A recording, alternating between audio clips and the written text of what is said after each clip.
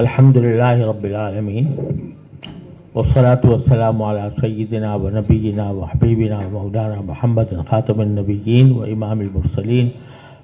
وعلی آلہ و اصحابہ اجمعین وعلی کل من تبعہم بإحسان الی یوم الدین. اما بعد، آج کل عام لوگوں کے ذہنوں کو مشوش کرنے کے لیے یہ پروپیگنڈا کیا جا رہا ہے کہ حکومت تو یہ چاہ رہی ہے کہ مدارس چونکہ ایک تعلیمی ادارے ہیں لہذا وہ وزارت تعلیم کے ساتھ وابستہ ہونے چاہیے، اور مدارس یہ کہہ رہے ہیں کہ ہمیں تو سوسائٹیز ایکٹ کے ساتھ رجسٹر ہونا چاہیے، اور سوسائٹیز ایکٹ جو ہے وہ وزارت صنعت و تجارت سے تعلق رکھتا ہے یا وزارت داخلہ سے تعلق رکھتا ہے. تو لوگوں کے سمجھ میں یہ بات نہیں آ رہی کہ ہم کیوں اس سوسائٹیز ایکٹ کے تحت ہم رجسٹر ہونا پسند کرتے ہیں بنسبت وزارت تعلیم کے.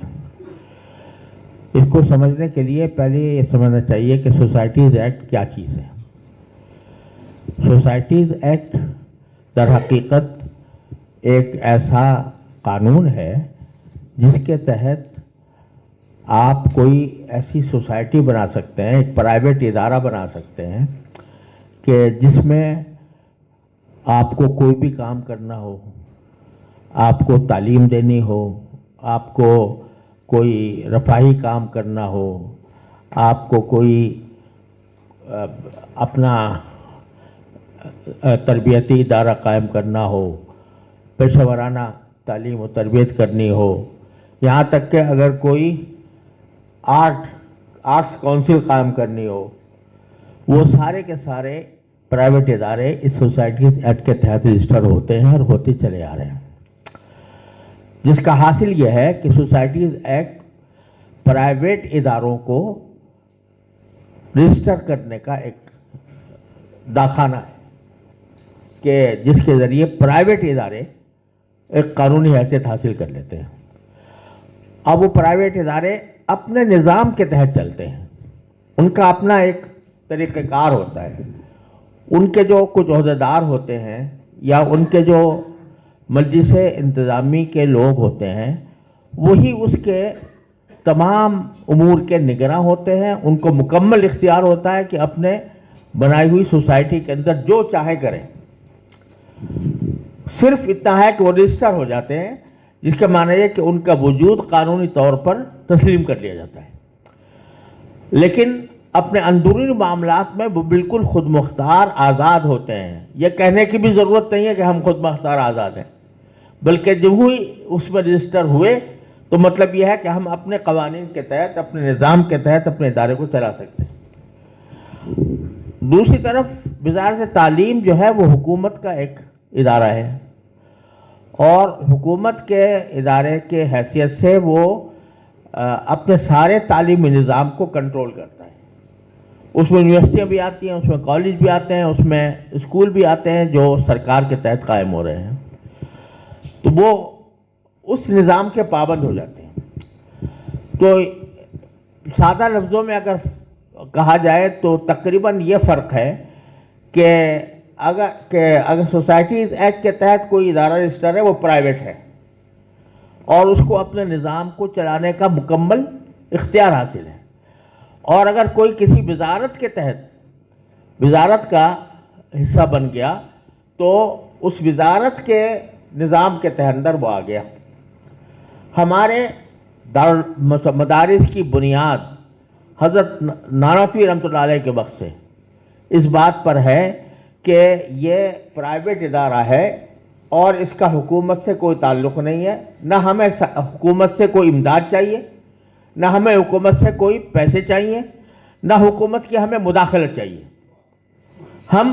اپنے طریقہ کار پر جو اکابر کا طریقہ کار چلا آ رہا ہے اس کے تحت چلنا چاہتے ہیں. کوئی ایسے ادارے کو ہم اپنے اوپر مسلط نہیں کرنا چاہتے جو ہمارے اندرونی نظام کے اندر دخل اندازی کرے، جو ہمارے طریقہ کار میں مداخلت کرے، جو کسی طرح بھی ہمارے مقاصد پر اثر انداز ہو. وہ ہم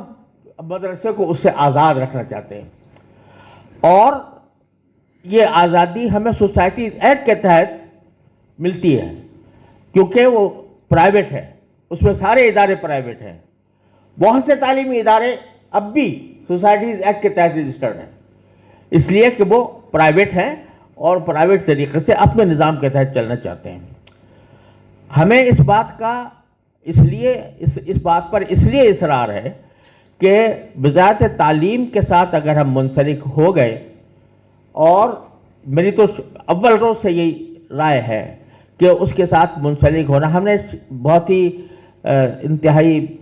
دباؤ کے حالات میں اتنی بات تسلیم کی تھی کہ بھئی ہمارا ڈاکخانہ بدل جائے اور وزارت تعلیم کے طرف جاؤ جائے، لیکن جو اندیشہ تھا اور جس کی بنا پر ہم وزارت تعلیم میں جانے سے پرہیز کر رہے تھے، وہ اس وقت سامنے آ گیا کہ جس دن ایک دن ہمارے ساتھ مذاکرات کے اندر ایک مفاہمتی یادداشت تیار ہوئی جس کو آج معاہدے کا نام دیا جا رہا ہے. وہ در حقیقت اصطلاحی اعتبار سے وہ MOU ہے، memorandum of association of understanding, مفاہمتی یادداشت. قانون اعتبار سے اس کا کوئی اثر نہیں ہوتا، صرف یہ بات ہوتی ہے کہ ابھی بات چل رہی ہے، اس کے اندر کچھ چیزوں پر مفاہمت ہوئی. اس مفاہمت کا ایک حصہ یہ تھا کہ ہمارے بینک اکاؤنٹ کھلیں گے، ہم خود مختار اور آزاد رہیں گے. دوسرا یہ کہ ہمارے غیر ملکی طلبہ جو ہیں وہ ان کو داخلہ ملے گا، ویزے ملیں گے. اور اس میں یہ بھی تھا کہ جب تک اس کے اوپر پوری طرح عمل نہیں ہو جاتا، سوسائٹیز ایکٹ کے تحت جو مدارس رجسٹر ہو رہے ہیں وہ اپنی جگہ رجسٹر ہوتے چلے جائیں گے. لیکن یوں ہی یہ بات ہماری اس مفاہمتی یادداشت کی مرحلے میں ابھی تھی، اسی کے ساتھ 1 ارب کا بجٹ بنا کر ایک ڈائریکٹریٹ قائم کر دی گئی، جو ایک سابق فوجی میجر جنرل کے ماتحت، اور اس کے لیے وہ قائم کرنے شروع کر دیے گئے دفاتر مختلف جگہوں پر، اور اس کے مطابق رجسٹریشن کا آغاز بھی کر دیا گیا. تو یہ مرحلہ تھا جس میں ہمیں اپنے اس نقطہ نظر کی بالکل وضاحت سامنے آ گئی، جو ہم جو کہتے تھے کہ ہم تعلیم کے اندر جائیں گے تو ہم پھر کسی نظام کے اندر پھنس کر اس کے تمام ارشادات کے تابع ہوں گے. چنانچہ اگرچہ اس میں یہ الفاظ بھی موجود ہیں کہ مدارس کہ جو ہے اپنے نظام میں آزاد اور خود مختار رہیں گے، یہ لکھا ہوا ہے اس کے اندر بھی، لیکن آخر میں یہ لکھا ہوا ہے کہ وقتاً فوقتاً وزارت تعلیم کی طرف سے جو ہدایات آئیں گی مدارس کے پابند ہوں گے. تو ایک طرف یہ کہا ہے اور دوسری طرف یہ بھی کہا ہے، لہٰذا اس کا نتیجہ یہ ہوگا کہ ہمارے مدارس کے اوپر حکومت، ہم یہ بالکل واضح الفاظ میں یہ بات کہہ دینا چاہتے ہیں کہ کسی حکومت کے ماتحت ہو کر ہم اپنے نظام و نظام کو جاری نہیں رکھ سکتے، نہ رکھنا ہمارے لیے زہر قاتل ہے. لہذا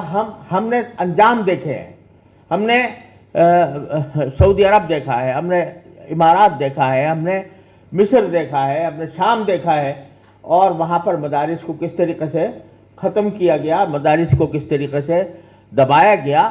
آج وہاں پر کوئی کلمہ حق کرنے والا موجود نہیں ہے، یا ہو تو اس کی جگہ جیل ہوتی ہے یا اس کے اوپر تشدد کیا جاتا ہے. تو ہم الحمدللہ پاکستان کو اللہ تبارک و تعالیٰ نے اسلام کے لیے بنایا، اور پاکستان کو در حقیقت اللہ تبارک و تعالیٰ نے اسلام کا ایک قلعہ بنایا ہے. تو یہاں ہم یہ صورتحال کسی قیمت برداشت نہیں کر سکتے کہ ہمارے مدارس